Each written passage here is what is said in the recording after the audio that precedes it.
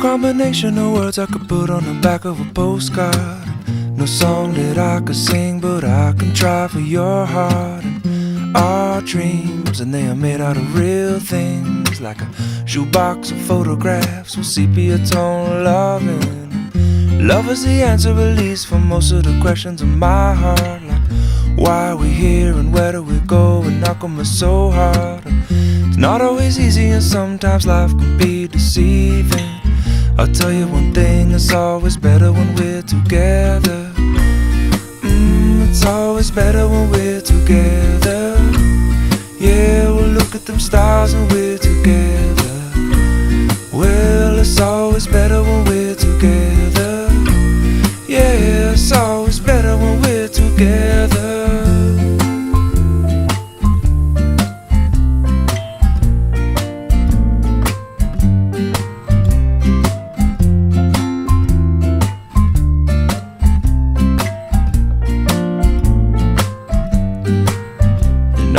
Moments just might find their way into my dreams tonight, but I know that they'll be gone when the morning light sings or brings new things.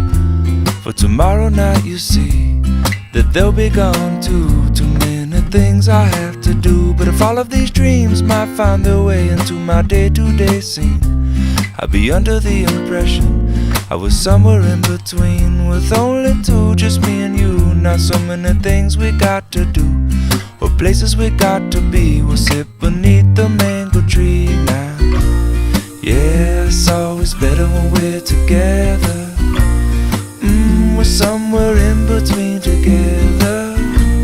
Well, it's always better when we're together. Yeah, it's always better when we're together.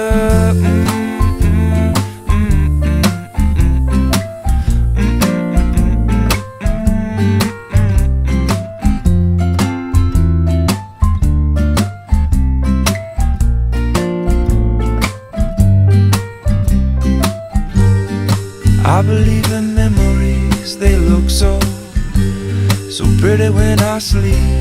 Hey, now and when I wake up, you look so pretty, sleeping next to me. But there is not enough time, and there is no song I could sing, and there is no combination of words I could say, but I will still tell you one thing, we're better together.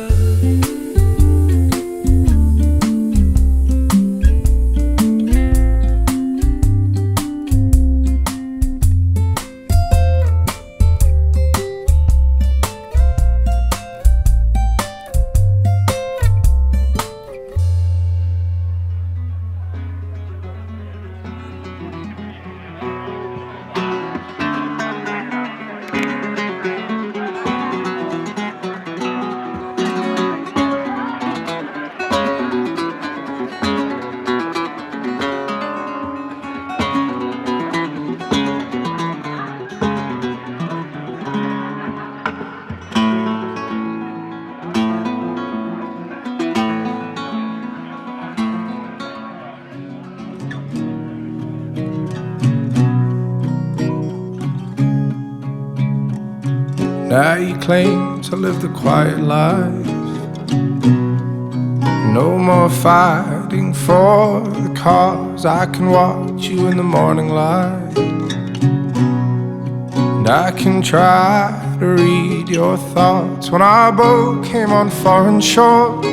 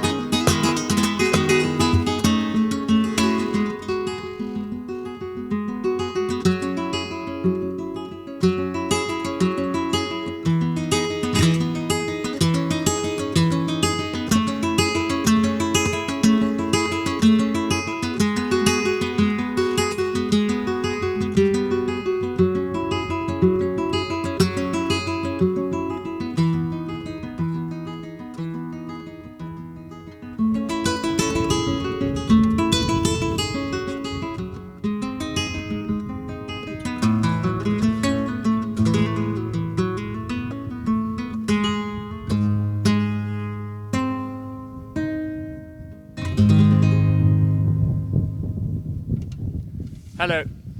Please, everyone, take your seats.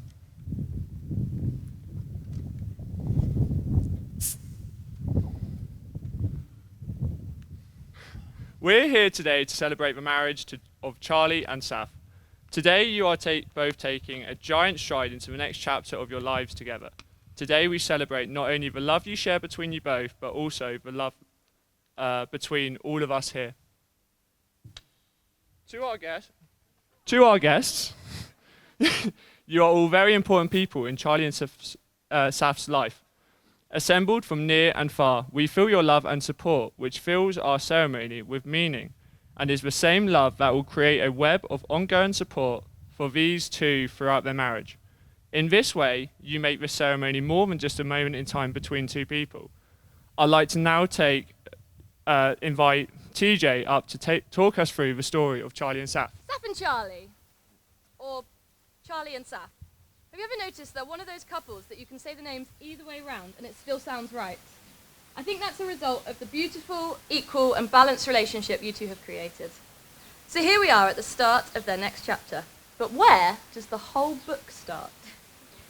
Charlie and Saf met at Southampton University, but before they met each other, they both got to meet me. Charlie was just starting his university life in first year and living at the other end of my corridor in our halls block. And Saf was starting her second year. She was introduced to us as Southampton University Water Polo Club's tour secretary. For those who don't know, that means she had to pester us all to sign up for a trip to Spain so that she could get her place for free. Now, I'd love to tell you that Saf and Charlie locked eyes across the pool, Charlie dived in, swam over and swept Saf off her feet. But it was a little bit more complicated than that. For full details, bring me a drink later and ask me. Mine's a carver. But eventually, after a lot of runs, skateboard lessons, suspicious one-on-one time in the sea in Cornwall on water polo tour, secret trips to Wagamama's, and a lot of denial, who did you think you were fooling? Saf and Charlie became an item. Unfortunately, by this time, Saf was approaching her graduation and was about to enter the big wide world of work. This took Saf to Norfolk, where she began her incredible career in food safety at Kerry Foods. Charlie graduated a year later and, unlike Saf, didn't stray too far from home, taking a job, doing something clever, at Nationwide. Now, of course, living this far apart was not ideal. Saf, as we know, is from up north, to most of us. Yes, up north.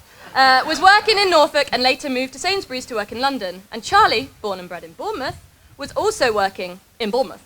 So they compromised, and Saf moved to Bournemouth. But the South Coast looks good on you guys, and living by the sea seems to be working pretty well for you both. Fast forward to 2023, and Saf and Charlie are off on their great adventure around America. And in a move that shocked absolutely nobody, Charlie proposed. But what a fabulous place to get engaged. After a surf in the sea on the Californian coast, Saf said yes, and the planning for today could begin. So thank you, Charlie and Saf, from all of your friends for being our chief Christmas dinner organisers, Facebook event creators, and good vibes curators.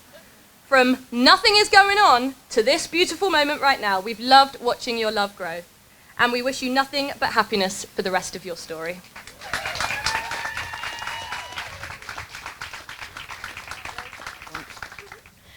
Right, well, here we are, and it really is lovely to see so many of you, friends and family, here today. And thank you for sharing it. Looking back, I can hardly believe where the time has gone and how my little girl has grown into this beautiful woman, the beautiful woman she is today. Now, I don't suppose anybody won't believe this when I say that Sofia as a little girl was full of energy and curiosity. She was always running after her next adventure, whether it was dancing or swimming or acting or learning an instrument and singing or water polo. She was always trying something new. Now, Sofia, never happy to stand still, continues with her adventures, travelling the world and ticking off her bucket list. From the moment we got to know Charlie, we saw how perfectly he complemented her, and together they make a wonderful team. In America, their engagement was the beginning of a new chapter, and today, their married life. So, Sophia and Charlie, now it's your turn. It's time to run the race of life together through its twists and turns. Support and care for each other, knowing that you have found true love. You have found something truly special in each other. And as we all here celebrate your wedding day, I wish you both joy, laughter, endless love, and lots of fun.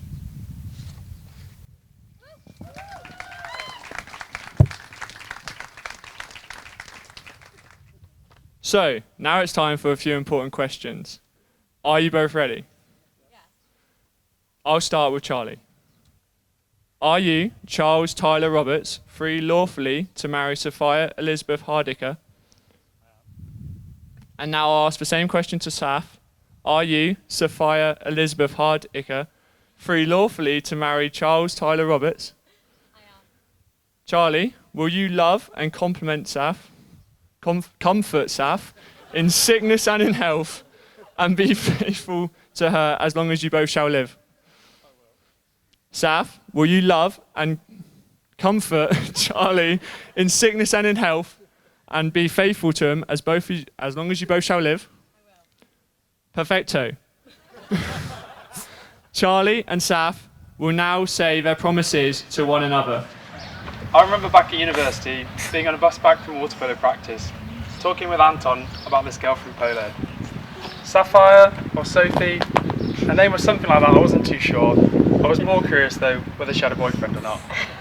Little did I think that after a couple of years at uni together, that I'd become the boyfriend, then fiance, and today, husband.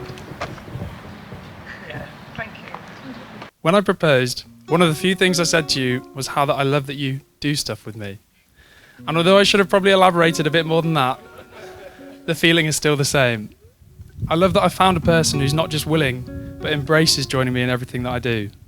Whether that's surfing, skiing, or even coming with me to the doctors.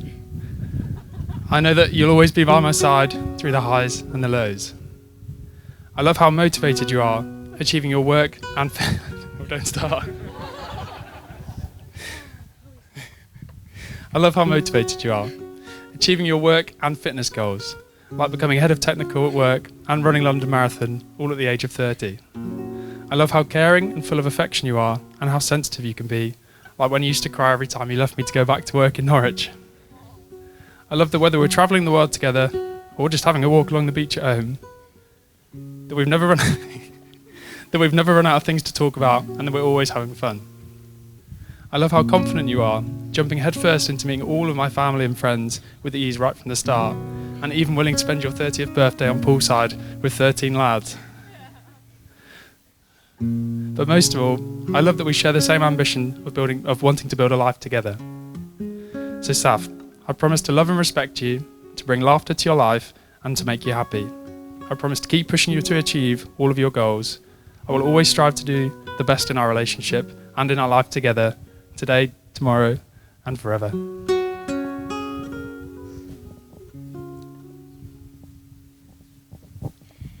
Charlie, when I first saw you walking onto the poolside at the University Sports Centre, I instantly got butterflies in my stomach. And it wasn't just because of the Speedos you were wearing. Back then, I never could have imagined that I'd be standing with you here today, marrying my best friend. I love your patience, your kindness, and your voice of reason, and how you always manage to see things through, even IT support with my family. You make me kinder and calmer. I love your ambition and how you push us to achieve more, both individually and together. I love your drive to be the best at everything you do. You're so much fun and you make me smile every day.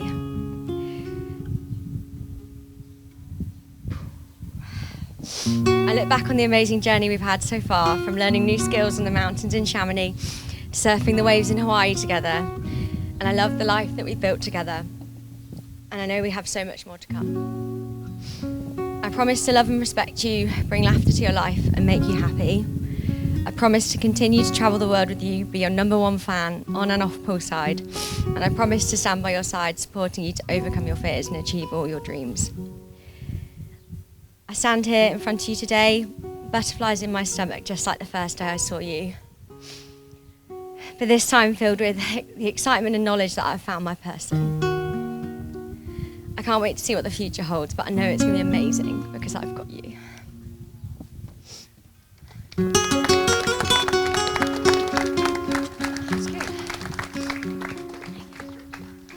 Now, I'm not much of a public speaker, but I have found some great tips online. Breathe, take your time, and keep it under 10. Charlie, these are also great tips for your wedding night. So to Charlie, I'm not going to say anything too nasty, because I have the utmost respect for a free online certification which grants me these great powers to marry in the great state of Arizona. And secondly, the photos Charlie has on his phone of me and the guys would rival Jeffrey Epstein's hard drive. And even make Prince Andrew sweat. I've known Charlie from the ripe old age of 4 months. He can't have made much of an impression on me, as I don't remember our first meeting. I do have faint memories of us being around 6, playing Super Duper Sumos. For those of you who aren't familiar, this involved us pulling up our pants to the chafe line in order to make sumo diapers, where we would then have a little wrestle in my parents' lounge. Anyone who's been in one of these surf trips would know that things haven't really changed much. The last time in Spain with many of you lot was Sitges. Still, the less about that trip, the better. Let's hope this pool party doesn't end up with 3 of us in A&E. I think one of my earliest memories with Charlie was when I was having one of my many fights with my older brother. Now, being that Charlie was my oldest and closest friend, you'd think maybe, just maybe, he might jump in and give me a hand. However, Charlie has always been good at maths and wasn't about to jump bet on the losing side, given that Alex was much bigger and stronger than me. Charlie wasted no time jumping in on Alex's side and ensuring a quick and decisive beating. I should state we were 10 at the time. No hard feelings. I have recently learned that Millen shared a similar fate to this, also being a younger brother. One story involved a crossbow, some Lego bricks, and Millen's head. This inevitably ended with the well-known phrase of brotherly love, "Don't tell mum, please, please, please, please, please." So Saf, my advice to you is always pick on someone smaller than you, if you can find them.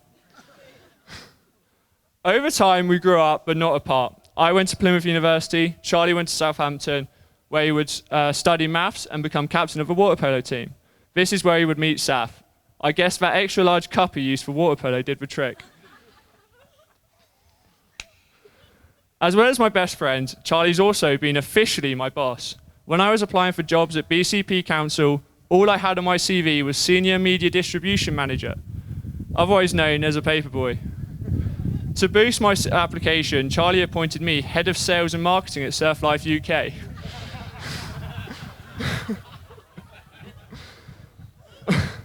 On one memorable business trip, we ran a store at Boardmasters, selling tie-dye t-shirts with Surf Life logos poorly sewn onto them. One perk was that, being the staff, our vehicle didn't get searched on the way in. A big improvement from the year before when we had to smuggle in the booze disguised as a hollowed-out loaf of bread. Charlie came up with a great idea to boost up sales, and as Charlie does, make a competition out of it on who could flog the most crap.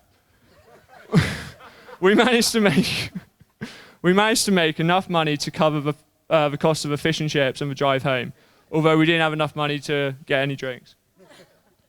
And if Doge starts digging around BCP, I might well need that job back. For real though, you're such a great friend and an incredible person. I think it really shows when I look around at all these amazing people here today that I can now call friends because of you, many of which are in this room, outside. A couple of duds in the deck, but I won't name names, you know who you are. Now, let's get to this little lady Or as Brewhouse Southbourne knows her, public enemy number one. Firstly, congratulations on smashing the London Marathon. I don't think any of us had any doubts that you wouldn't storm it, considering all the training you've been doing so hard. To run a marathon, you need endurance, a strong will, and stubbornness, attributes you likely got for dating Charlie for the last 10 years. As you all know, Saf will do anything for her friends, charging head on into shark-infested waters, hiking up volcanoes, and going on a week-long surf camp for her honeymoon, which was definitely her idea. Saf, over the years, I no longer consider you to be just a +1, but also a true friend. One of my fondest memories was a trip to the scary escape room with you, Charlie, myself, and Eleanor. During this spooky adventure, we quickly became Monsters Inc. Mysteries Inc. Saf, rocking those glasses and a cracking bob, was Velma, the brains of the group, and 2 steps ahead of everyone else. Eleanor was very much Daphne. What she lacked for in brain power, she made up for in fake tan. I was Fred, no need to explain. And our little Charlie, well and truly embodied Shaggy, motivated by the promise of a pint and that we had only paid for a 1 hour slot. Once locked in the escape room, we had to navigate through a maze, solving puzzles, all while being chased as some fella dressed as a ghoul. Saf really showed her true colours, bravely stepping forward to undertake the task and leading from the front, showing guts and determination in the face of adversity. Whereas our glorious National League water polo player, captain, heroically hid behind her. His strategy didn't pay off, as by the end of it, the games maker even broke character and insisted that Shaggy undertook the next task alone. They say the things you are scared of are more scared of you, often. And to be fair to the ghoul, he had already been clocked in the face by a book and a number of doors slammed on his foot. God forbid there's a bump in the night in Charlie and Saf's house, because I know Saf's going to have to be the one to go and investigate. Although I would love to say your marriage will be the biggest and best adventure of your life, after watching the 10+ hours of your American trip, it's going to be hard to beat. The world is truly your oyster, the sky is the limit, and I can't wait to see what life has in store for this power couple. Thank you so much. I'd like to invite Charlie and Saf back up to us to exchange rings. No worries. If it's on the card, I'm reading it. Did I? Oh, okay. Anton? Oh, right, yeah, we've done that bit. Okay, Charlie, repeat after me. I give you this ring as a symbol of my love and devotion, of the bond we share and our future together. And now, Saf, please repeat after me. And now, Saf, repeat after me. I give you this ring as a symbol of my love and devotion, of the bond we share and our future together. Charlie, do you take Saf to be your wedded wife? And Saf, do you take Charlie to be your wedded husband? And with that, and the power of I pronounce you husband and wife. You may now kiss the bride.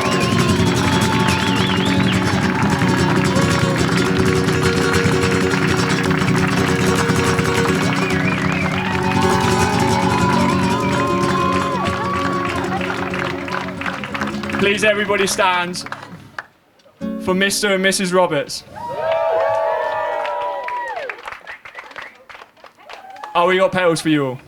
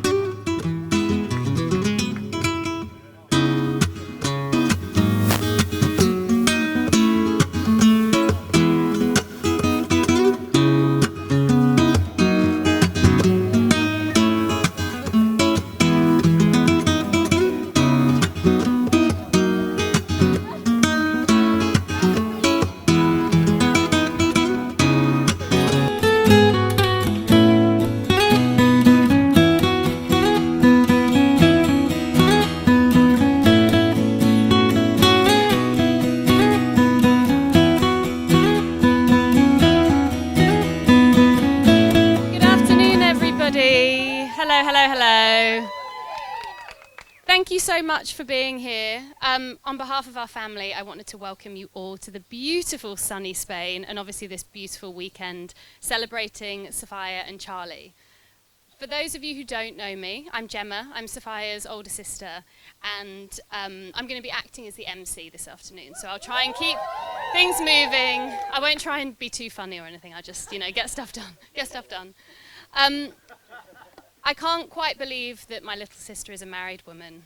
But after hearing the vows and promises that they made this afternoon, there really isn't a huge amount to add because it summarised their love so perfectly. And also, Sofia wanted me to, keep it going. But what I will say is how incredibly proud I am of the two of them and the life that they're building together. Saf and Charlie really are made for each other. And as we've already made reference, I've never known a pair that can't sit still. They're always doing something. They're always surfing, or they're working really hard, or they're at the gym, or they're eating a lot, or they're doing so much all the time. But what I love so much about the two of them is that they're doing it together, and they really are soulmates. This wedding this weekend is so them, and it really is going to be so fabulous. 9 years has flown by, and with Charlie, he was very much part of our family from the beginning, and I look forward to continuing the years with him as my brother-in-law. And Saf, she can hear me, but she can see me. I'm so proud of you. And you really are the most beautiful bride. Thank you, everyone that has made this weekend possible. I really hope you have a great time, drink lots, eat lots, and enjoy the sunshine. So without further ado, please be upstanding and welcome the new Mr. and Mrs. Roberts, Saf and Charlie.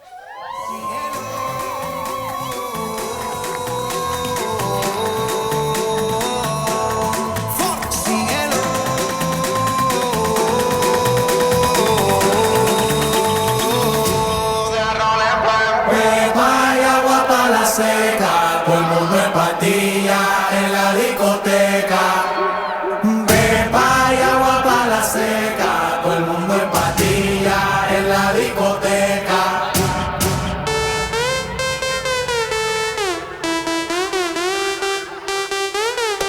Desacatado.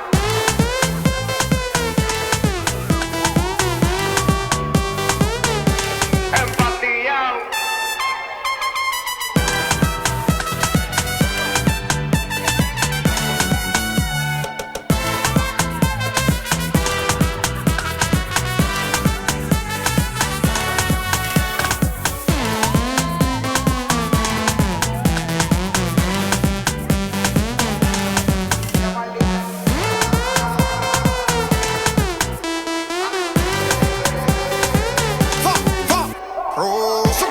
Botella para arriba, siempre la móvil la tenemos prendida. Vengo a mandarla hasta que se haga de día. Sigo rolito que es la mía. Salió el sol, un gol. Prende la boca y el alcohol. Impréndelo, un gol. Entonces salió de control. Y síguelo.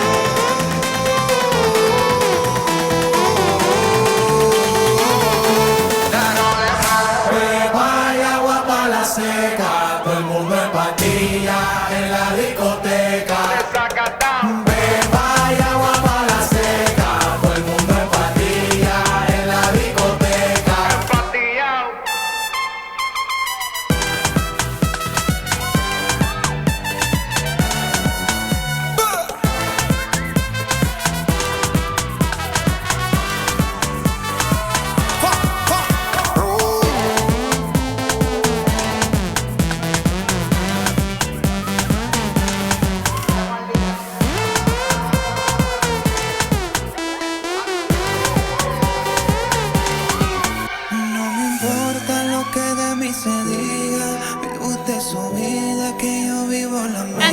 And now if you could please raise your glasses to the new Mr. and Mrs. Roberts, Saf and Charlie. Cheers!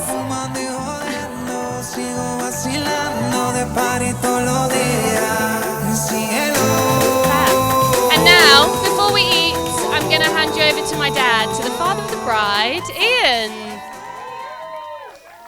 Well, hello everybody, and well, being a dad, it's mainly about being grumpy, really, and just knowing things. I was speaking with my friends the other day, and it turns out that when you're asked who your favourite child is, you're expected to pick one of your own. well, I know that now. This isn't true, of course. I've got 2 daughters here today and 2 stepsons, but today I'm going to make an exception, and it's Sofia. So, hello everybody, and welcome to Hacienda San Jose here in Spain. Let me just start by saying how lucky are we all to be here today in this beautiful setting to celebrate this weekend. And wow, just how fantastic is this, just looking round at you all. Thank you for making such an effort to travel and be with us today. It really wouldn't be the same without you all. It would just be a lot cheaper. So thank you. With some of Charlie's family here in Spain, just 30 minutes away, and many of you have travelled from the United Kingdom, and we also have a couple of you who've travelled from the United States to be with us today. Tori and Josh from New York, and Adam from Los Angeles. Adam has been a great friend to my 2 girls, and I'm delighted he's here today. Now, of course, I would love to say that this weekend has been all my planning, but of course it hasn't. It has all been down to the exceptional organisation of Sofia and Charlie, which has been impressive to say the least. I hope you all enjoy the celebrations over the next 2 days which we've planned for you. Now, Sofia, how beautiful does she look today? I really think she deserves another round of applause.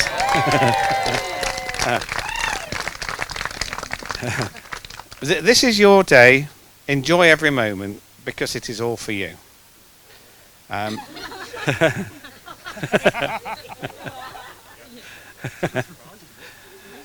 You know, of course, that it is Father's Day tomorrow. And every dad, when he says he doesn't want any gift for it, what he really means is he just wants a hug or a smile or a phone call, just to know that you are happy and well. So, Sofia, you really mean the world to me, and this weekend of celebrations, seeing you so happy, is the best gift you could ever give to me. And the golf tee.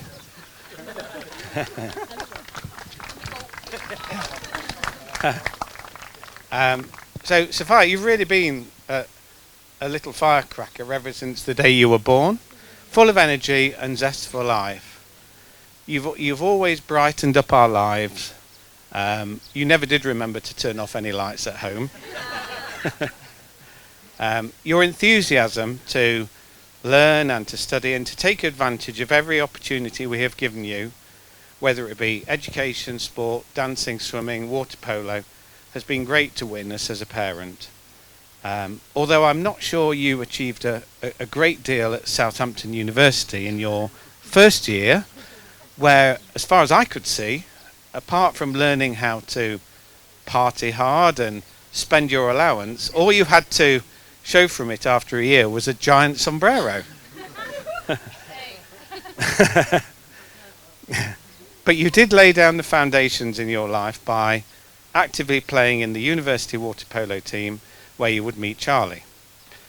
Who would have realised that in 2012 at the Olympic Games you would both be there supporting the GB water polo squad's progress with your parents, attending the event just hours apart from each other?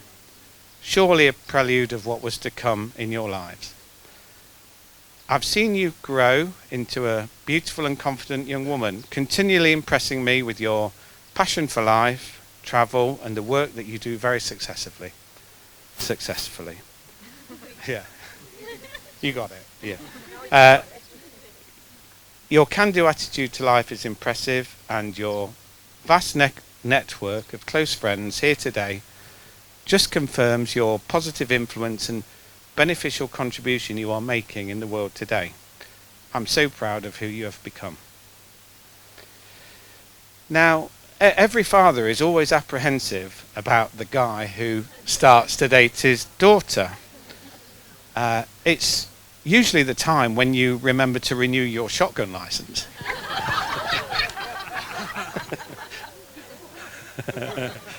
Well, we'll see. But of course, I knew very soon that I didn't have to worry when I could see the fun things that you were starting to do together and how happy Sophia was with you, Charlie. Over the past 9 years, we've got to know you so well, and it is always a pleasure to have you spend time with our family. When you both stay with us, we just have to remember to order in extra supplies of fruit and cereals and make up the king-size bed in order to accommodate you.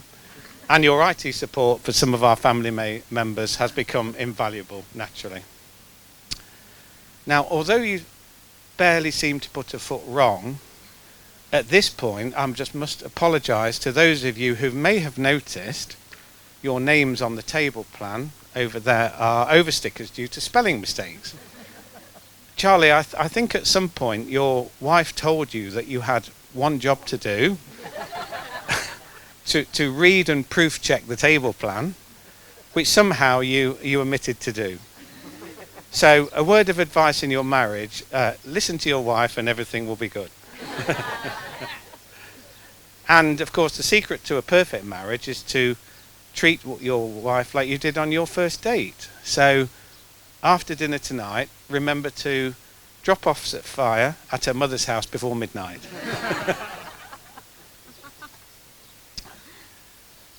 Thank you, Steve and Val, for raising such a kind-hearted, caring and loving son.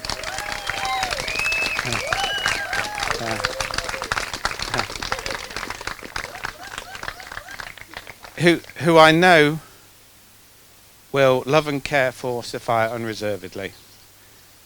Charlie's consideration and courtesy when he spoke with me and asked for Sophia's hand in marriage will remain with me forever. It's a huge pleasure to welcome you to the family, Charlie, and I'm proud to be able to call you my son-in-law. So. And one thing still to remember, by the way, I've still got the shotgun.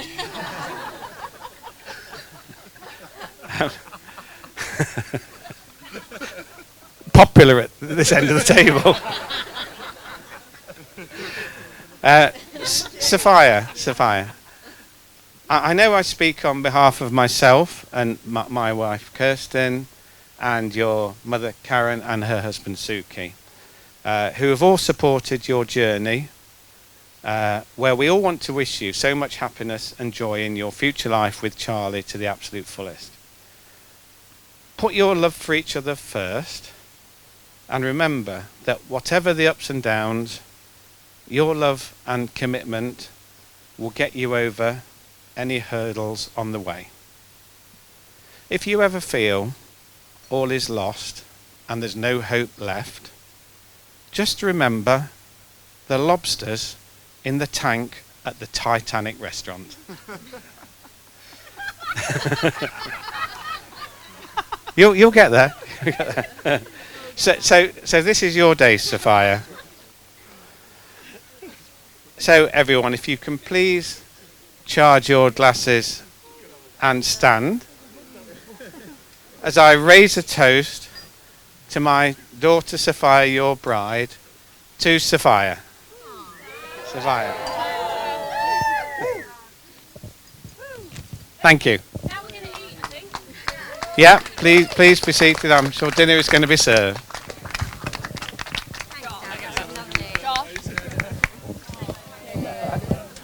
Isn't going to be as easy as I thought it was going to be. For the main reason that when we did the official thing in Bournemouth a couple of weeks ago, Charlie said to me, he said, Dad, you've got to kind of get up and do a speech, really, because I've not got best man there, so you're going to have to do it. And I said, well, okay, what do you want me to do? He said, well, spend 10 minutes saying nice things about me. I said, well, Charlie, you're 29 years old, son. I haven't got that much material. I mean, with the greatest respect, you couldn't fill 10 minutes. He said, don't be ridiculous. You're a car salesman. Just tell lies. So that's kind of the way we went on the kind of Bournemouth gig. So I did say to him, I said, well, who's going to be your best man in Spain then? He went, oh, I'm going to have 2. I went, 2? Why? He said, I said, hold on a minute. Who are the 2? And he went, George is going to be... He said, no, better than that, Dad. He's going to officiate the thing. I'm going, we better check the paperwork in Bournemouth is legal and above board here, because that just... And I said, please, there's one half-wit that's going to be doing something. Who's the other one? And he went, Anton. I went, could this get any worse? I mean, the amount of lads you know, and you've come up with them 2. I mean, you're just frightening. It gets better, Dad. I said, no, Charlie, it can't get better. I really can't get better. He goes, you don't know who the groomsmen are yet. I went, oh, no. And I have visions of my little godson, Millen, being one. Not a good idea. I mean, just... keep the booze locked away, that's all I would say. Then we got Jackson and Charlie, played water polo, swam together and everything else since they were kids. Jackson tells me his jobs today are just to come here and look handsome.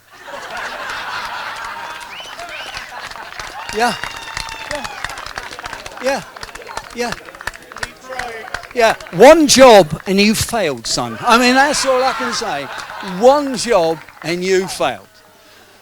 But we're okay because Harrison's here.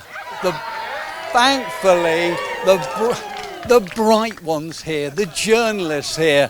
Yeah, and Valerie's godson, and she loves to tell us. So, when we looked around, and I'm going to tell a few stories about George and Anton in a minute, because I thought it only seemed right. They've made the effort of coming here, haven't they, and doing what they do.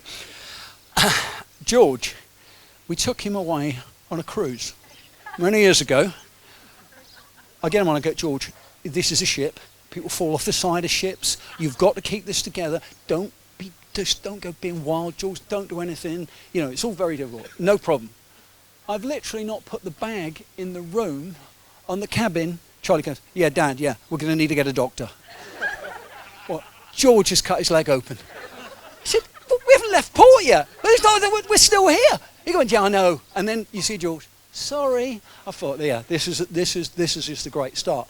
We now know why his mother, when she used to bring him round our house and say, you're looking after George. Could you keep an eye on him for, well, it wasn't a day, it was usually a kind of a week. And she brought reins around with him. I mean, can you ever remember? I'm being funny, he was about 9. And you're walking down the street with the kid with reins. If it was child cruelty, I realise now, the best accessory that boy should have ever had was a set of reins. Just absolutely shocking. But I did say to Charlie, don't do it. No, I didn't. Don't let those 2 ruin this. Please don't let those 2 ruin. But Anton, who we first saw down at RTC, which is a retail training thing that they down in Exeter, which Jackson went to, Charlie went to, and we used to go down there. And I saw Anton, and I first thought to myself, this was a good number of years ago, I thought, I'm not convinced he's ever going to be a good water polo player. And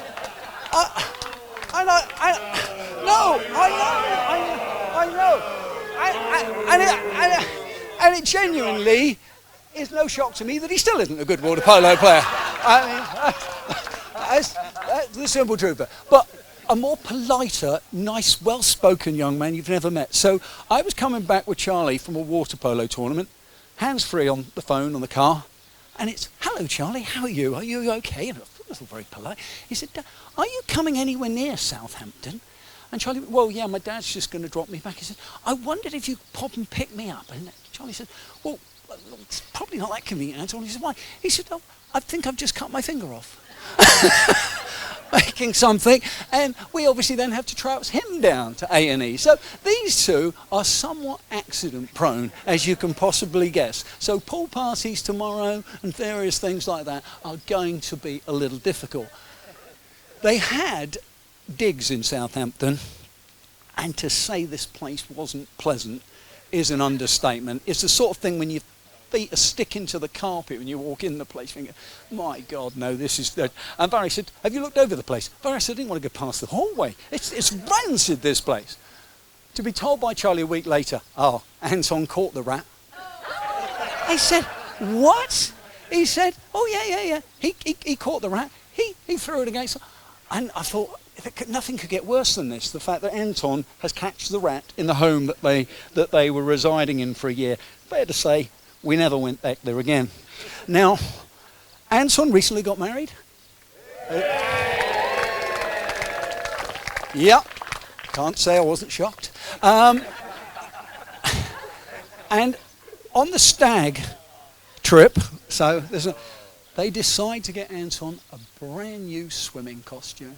And you think, what a great bunch of guys. And they booked a boat trip full of young people on there. But actually fantastic. Anton's in, swimming around. Suddenly starts thinking, it's a bit breezy here. Realises that what they've done is bought him a set of swimming trunks with dissolvable stitching.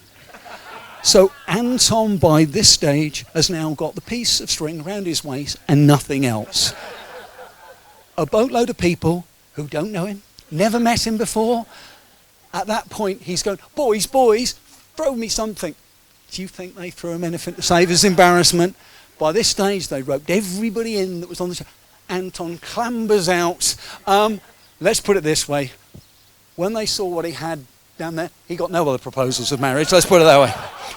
So that's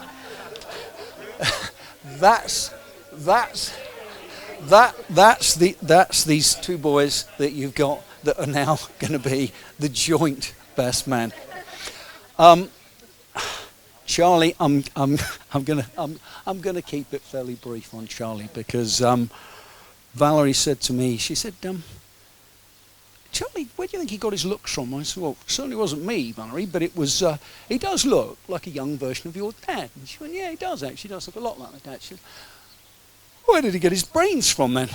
And I went, well, funny you should say that, Valerie. She said, I've got 9 O levels, Stephen.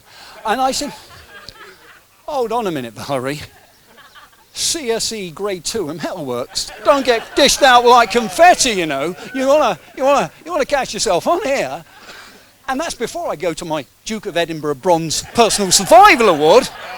I mean, you try putting knots in the end of pyjamas and throw them over your head and do a buoyancy aid, Valerie, if you think you're so clever.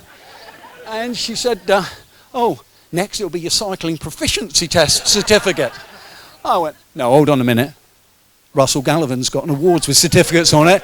He's got a cycling proficiency certificate, so clearly anybody can get those damn things. So that's all I can say of that. But what I can turn around and say is Charlie and Saf in the last 9 years, and I was going to drop in Charlie back to Southampton again. He said, oh, Dad, I'm going to pick up a friend of mine at the railway station. I said, okay, yeah, no problem at all. Didn't mention anything more than that. I reversed in the nearest station, and I see this young lady coming down the platform, biggest suitcase you've ever seen. I've talked about oversized and something like it. And a coat that I assume a mother bought her thinking she's going to grow into it at some stage, because it just wasn't right. And I looked and he goes, oh, there she is. And I went over to say, well, do the right thing, get out and help the girl with the case. The door was already open. He was out, running up the platform. And it was at that moment I thought, my little boy's in love. that was kind of when the first time I seen Saf, and the first time we kind of got to know her. And I've got to say today, as in Bournemouth, you're beautiful, my dear. You were absolutely beautiful.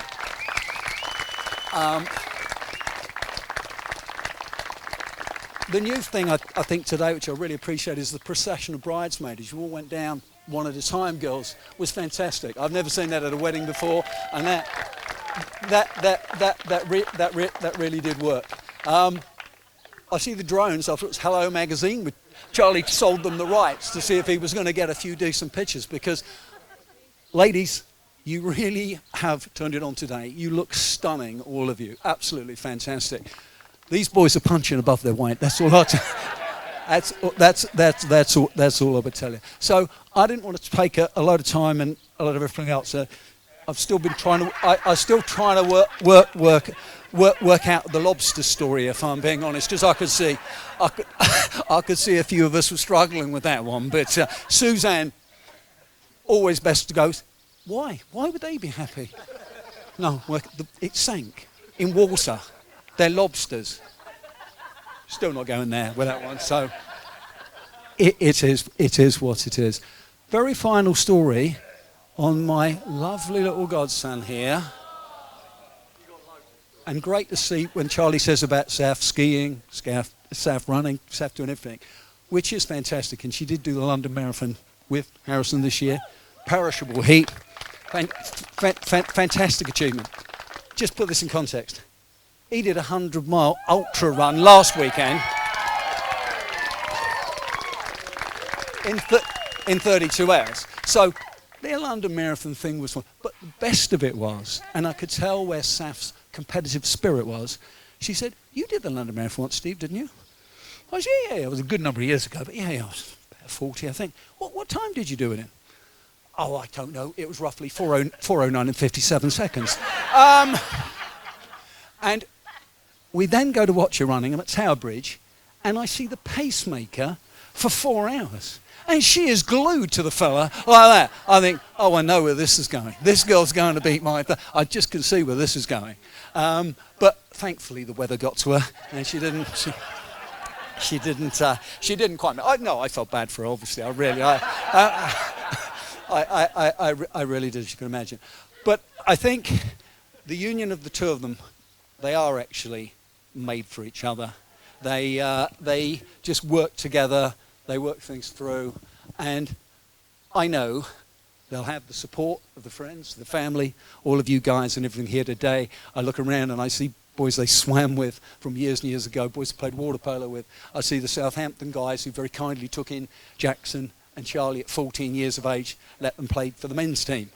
Toby's regretted it ever since because they took his place, but apart from that, they've been very well welcomed and they've got some great friends and they should be very, very pleased to have you all here today, and thanks everybody for coming. So that's enough. Go on.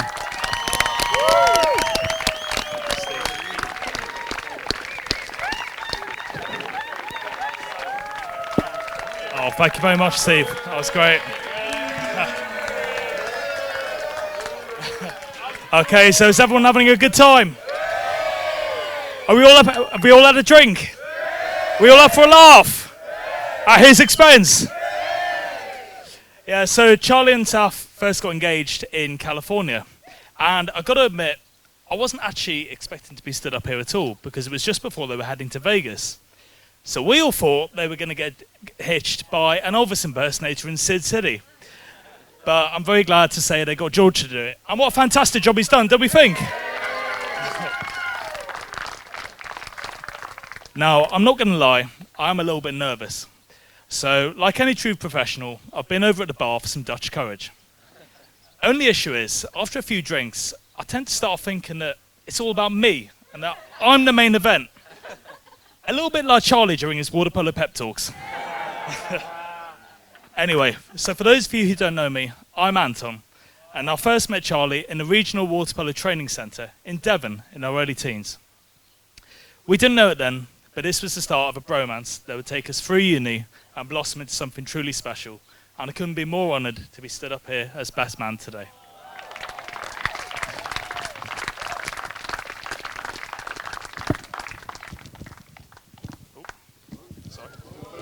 So I thought I owed it to Charlie to give him the roasting he deserves on this fine day. So I've just got a small list of all the embarrassing and incriminating things he's done over the years.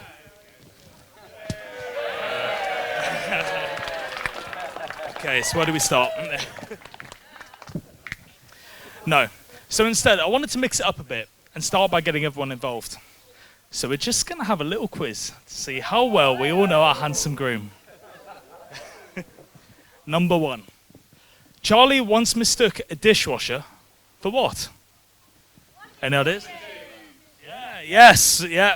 So in 2018, after a rather boozy night in Malta, he unexpectedly had to wash his bed sheets and mistook the dishwasher for a washing machine. Number 2. What does a wok, a taxi, and Saf's hat have in common?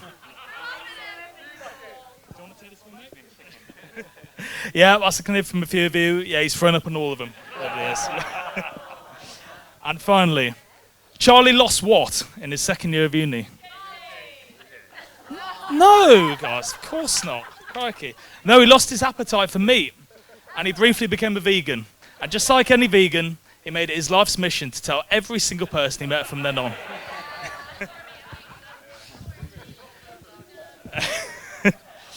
So I feel like Charlie and I are very much alike.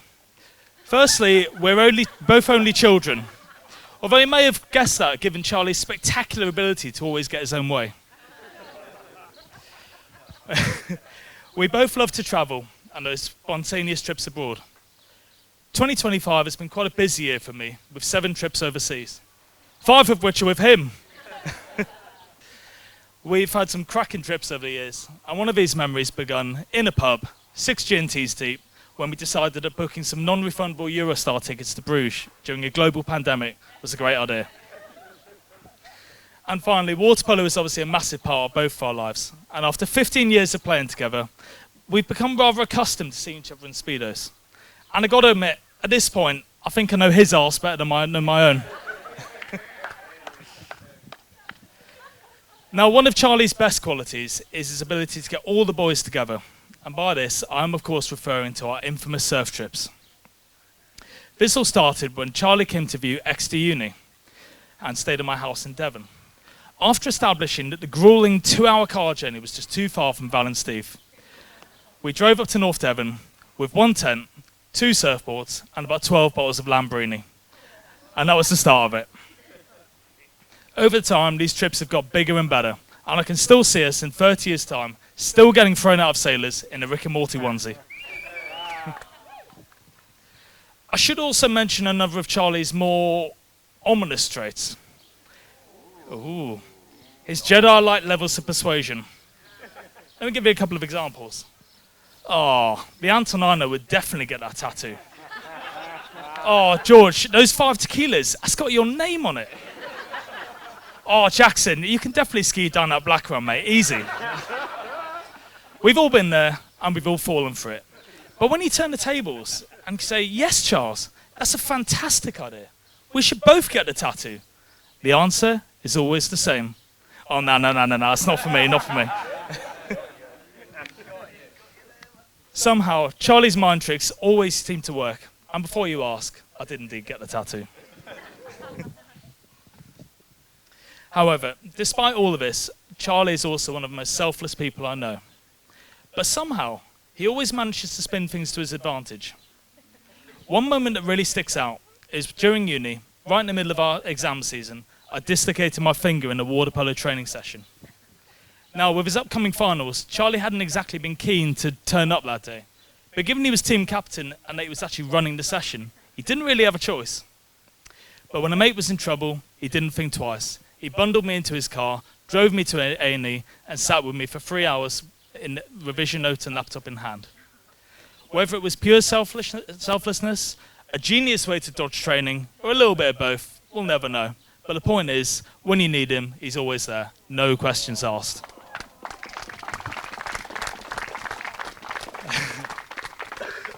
I also have to give a little nod to Charlie's beautiful bride. Can I get a cheer?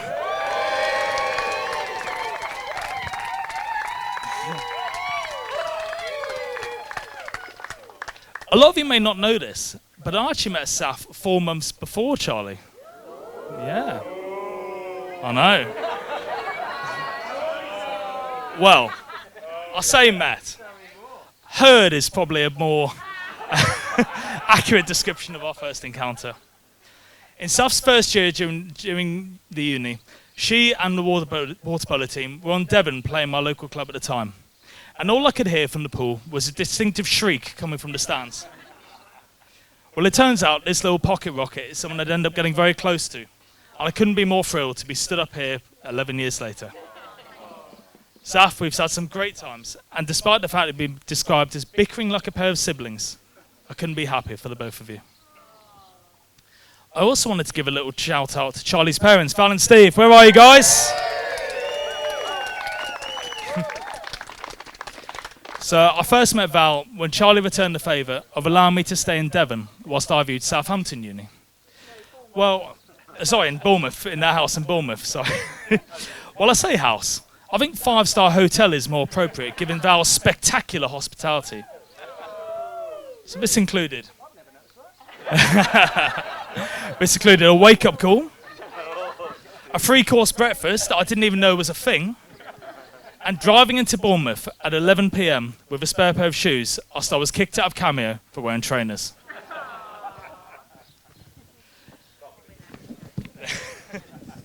Now, I think I'd say, amongst the boys, it's safe to say Charlie's the leader of the Wolfpack. Oh! But wherever we are, or whatever we're doing, there's one man who will always out-muscle, out-drink, and out-macho our handsome groom. Go on, Steve, give us a wave.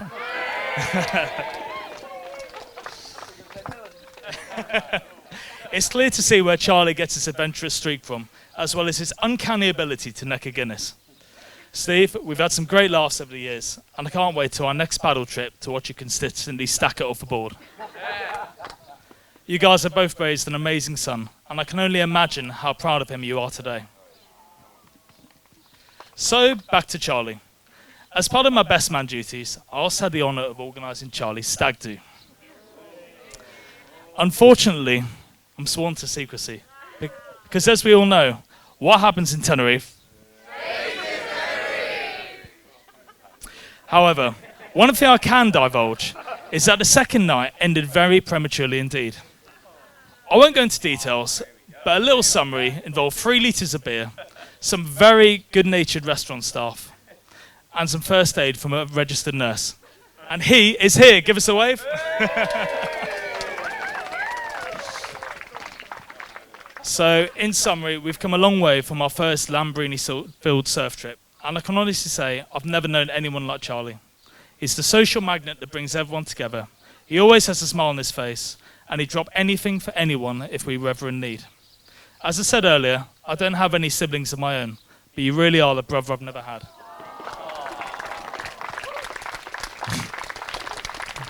And I know my life would be very different without you in it. So on a personal note, I love you lots, bro, and thank you for everything. So before I hand over to our bridal couple, please join me in raising a toast.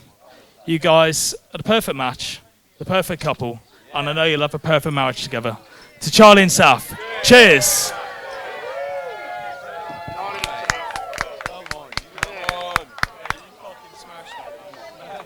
Thanks, Anton. Absolutely incredible speech. I'm glad you got your own back with me. My speech for you last year. Saf and I wanted to start off by thanking you all for being here today. Most of you have travelled to be part of our celebrations today, and we can't thank you enough for making the effort. It's been absolutely incredible having all of our closest family and friends in a place that's so special to the both of us. But we'd like to take a moment just to start to thank someone who, without them, most of us wouldn't be here today. So I'd like everyone to raise a glass. To Ryanair.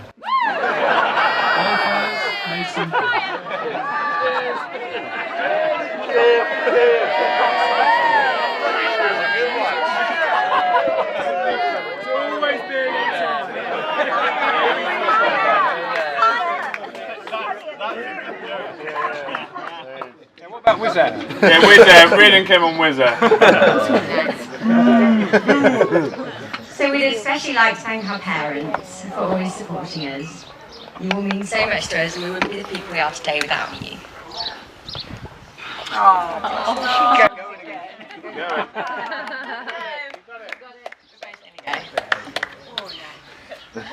Mum, thank you for being my constant source of strength. You've taught me what it means to be resilient, to face life's challenges with courage, grace, and of course with a smile.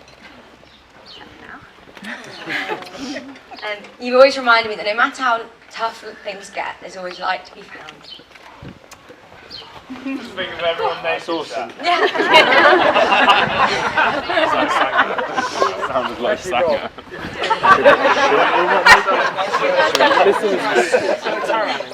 Your positivity has shaped the person I am today, and I feel so lucky to call you my number one fan.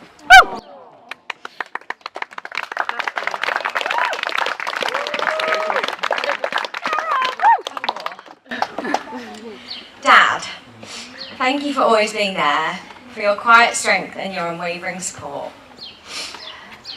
You've shown me the value of hard work and the importance of earning the life you want. You've also taught me to not forget to enjoy the journey and never take life too seriously. You've always been the voice that I turn to for advice. You're my dad's version of Google, and I don't know what I'd do without you.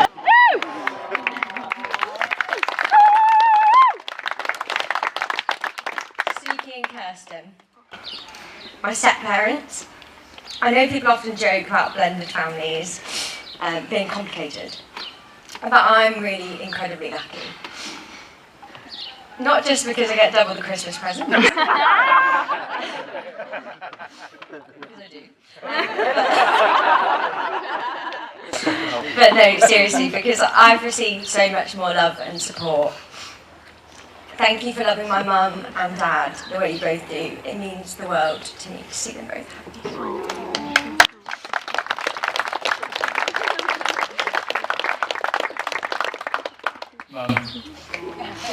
Thank you for everything you've done for me to support me growing up and still today. And by the way, I'll be over next Tuesday for dinner. I'll be here. I'll be here. I can't thank you enough for all that you've done for me and still do for me. I really don't think I had to think for myself until I went to university. You're a master organiser who's always willing to do something kind and generous for others. I definitely know who I've inherited my planning gene from. But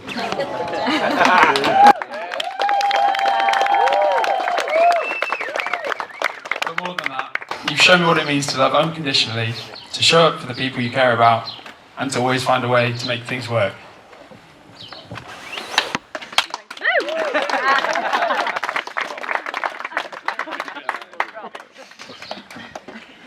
Dad, thank you for always being there for me.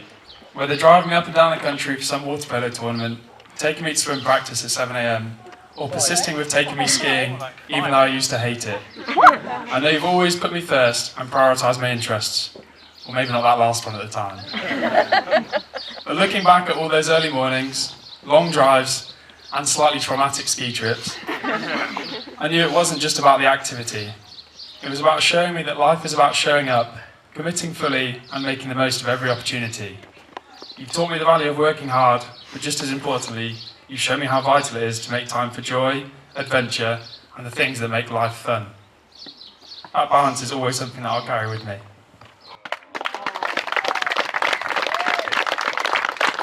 So I'd just like to raise a quick glass to our parents. Cheers. Thank you.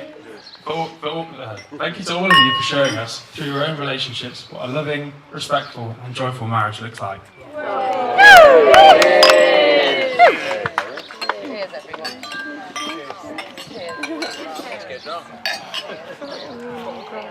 So, to our wedding party, to our groomsmen, to our bridesmaids, to our best men, and to my big sister and maid of honour. Oh gosh, what's wrong with me? Said a few words. You've laughed with us, you've cried with us, now, celebrated our engagement with us, and been our ultimate hype crew, especially this morning, when we were getting dressed, leading up to today. You're all really amazing friends to us both, and for that we thank you all so much. Our day just wouldn't be the same without each and every one of you. And of course, a special thanks to Reverend George for hosting the meeting.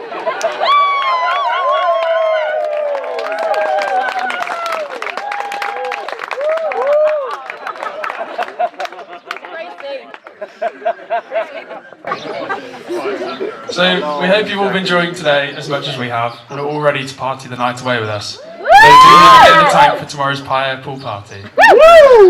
So I'd like you all to raise a glass to my beautiful wife. And to my amazing husband.